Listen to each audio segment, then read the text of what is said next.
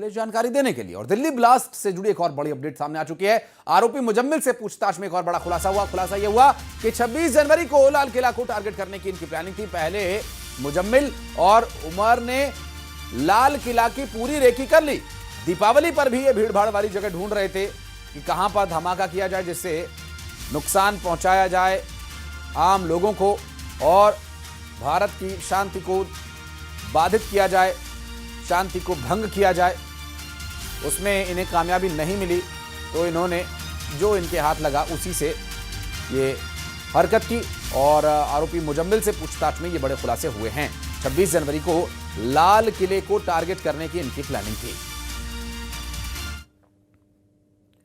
और दिल्ली के लाल किला पर हुए ब्लास्ट को लेकर एक बड़ा खुलासा यह भी हुआ कि शुरुआती जांच में जो शक जताया गया कि धमाके में अमोनियम नाइट्रेट के साथ साथ PETN यानी पेंटाएरिथ्रिटोल टेट्रानाइट्रेट जैसे हाई एक्सप्लोसिव केमिकल का इस्तेमाल किया गया। सूत्रों के मुताबिक फ्यूल ऑयल और डेटोनेटर्स भी धमाके में शामिल किए गए हो सकते हैं। PETN बेहद शक्तिशाली विस्फोटक माना जाता है जिसका असर साधारण विस्फोटकों से कई गुना ज्यादा होता है। जांच एजेंसीज इन सभी सैंपल्स को फॉरेंसिक लैब में टेस्ट के लिए भेज चुकी हैं और धमाके की असल वजह टेस्ट के बाद स्पष्ट हो पाएगी।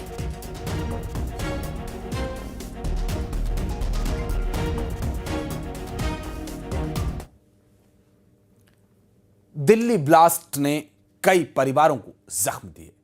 श्रीनिवासपुरी के अमर कटारिया भी उन्हीं लोगों में शामिल हैं जिन्हें इस ब्लास्ट में अपनी जान गंवानी पड़ी। उनका परिवार मातम में डूबा है।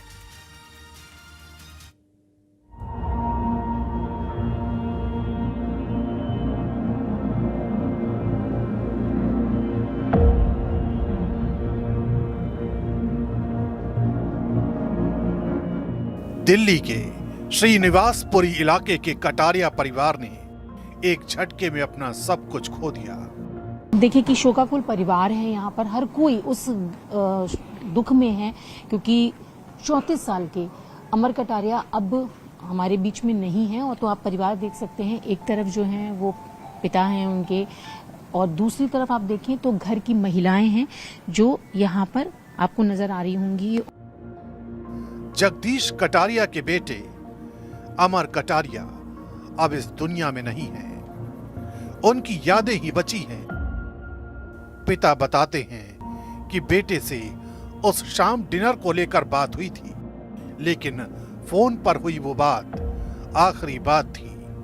उसके बाद LNJP अस्पताल में सुबह 4:30 बजे पता चला कि उनका बेटा अब नहीं रहा। पहचान हाथ के टैटू और गले की चेन से हुई। तो आप लोगों को कैसे पता चला कि अमर भी उस ब्लास्ट का शिकार हुए हैं? मैं तो मैडम मैं तो मार्केट में था, बेटे का फोन आया कि पापा आप आ जाओ, हम रात को डिनर बाहर करेंगे। अच्छा। मैं वहीं से चलता हूँ, आप यहाँ से चलो। मैंने फ़ोन किया बच्चों को, जब बच्चे बाहर आ गए हम फिर 6:45 बजे उन्होंने फ़ोन किया था, हम बाहर निकल गए। फिर आश्रम पार करते ही मैंने बेटी को फ़ोन किया, बहू को, कि बेटे फ़ोन लगाओ अमर को, अभी कहाँ पे मिलेगा, कैब से आ रहा है या मेट्रो से आ रहा है। तो उसने फ़ोन लगाया तो उसने किसी लेडी ने उठाया उसका फ़ोन। तो लेडी ने हमें बताया कि ऐसे ऐसे यहाँ पे लाल किले के सामने ब्लास्ट हुआ है काफ़ी तगड़ा। तो उसमें ये फ़ोन मुझे सड़क पे पड़ा हुआ मिला था। तो उसने कहा कि अगर आपको फ़ोन चाहिए तो मैं कश्मीरी गेट पे आके ले सकते हो। मैंने कहा अभी तो पहले मैं बेटे का पता करूं। फिर मैं दूसरा नंबर मिलाया उसका, वो बेल तो जारी थी लेकिन रिस्पांस कुछ नहीं मिला। अब ये सारी चीजें हुई, आप गए हॉस्पिटल, अंदर नहीं जाने दिया। तो सर आपको कब पहली बार बताया गया, ये कब डिक्लेयर किया गया? जो जिनसे डॉक्टर की थोड़ी जान पहचान थी तो अंदर वो पीछे रास्ते से गए, बच्चे को वो डेड बॉडी देख आए थे। उन्होंने पहचान बताई ना भी ऐसे ऐसे था, उसके टैटू भी था, गले में चैन भी थी। अच्छा। और कपड़े भी जैसे पहन रखे थे।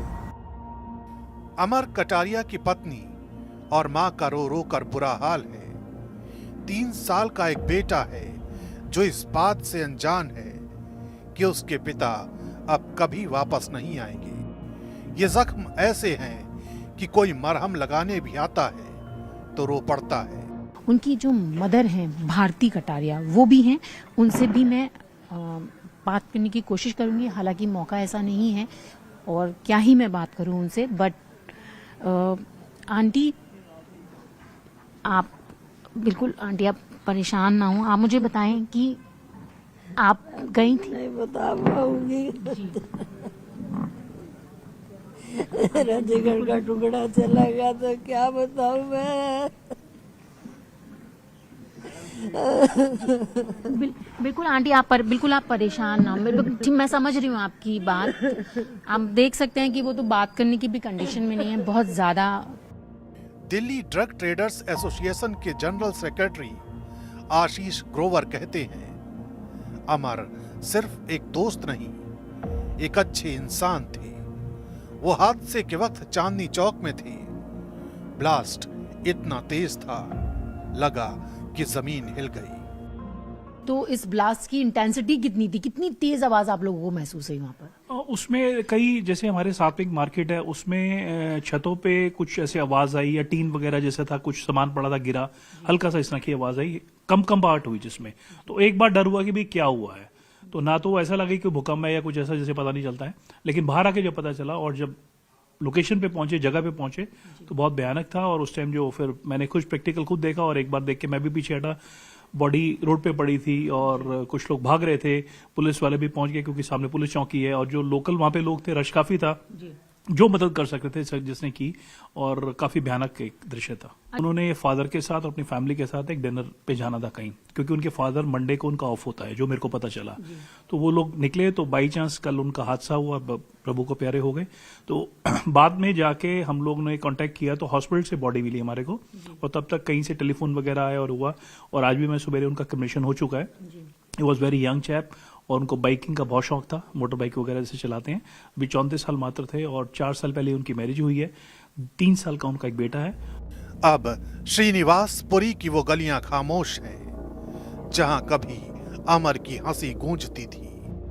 एक पिता जिसने बेटे को खोया, एक मां जिसकी आंखों से आंसू नहीं थमते, एक पत्नी जिसके हिस्से ताउम्र का दर्द आया है, वो मासूम बेटा जिसे पता ही नहीं कि उसकी मासूम से जिंदगी से किसे छीन लिया गया। दिल्ली ब्लास्ट ने न सिर्फ जानें ली, बल्कि कई जिंदगियों को तोड़ दिया। अमर की कहानी उस दर्द की गवाही है जो आज भी हर दिल को रुला देती है।